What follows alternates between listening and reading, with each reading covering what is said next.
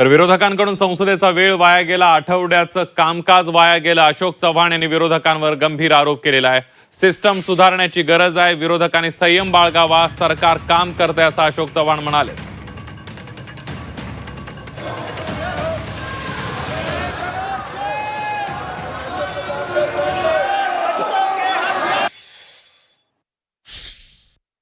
Paper फुटी संदर्भामध्ये या संदर्भामध्ये दिल्लीमध्ये झालेलं आंदोलन, विद्यार्थ्यांनी केलेलं त्यातून उपोषण आणि त्यातून उद्भवलेले प्रश्न, अशा अनेक गुंतागुंतीच्या या सगळ्या विषयातून हा पहिला आठवडा विरोधकांनी कुठली चर्चा यावर न करता हा असाच वाया घातलेला आहे. कदाचित संसदेमध्ये जर चर्चा झाली असती तर हा विषय अगोदरच संपवता आला असता, परंतु विरोधकांनी चर्चेची तयारी न दर्शवता राजकारण करण्याच्या पलीकडे या आठवड्यात काहीच केलेलं नाही.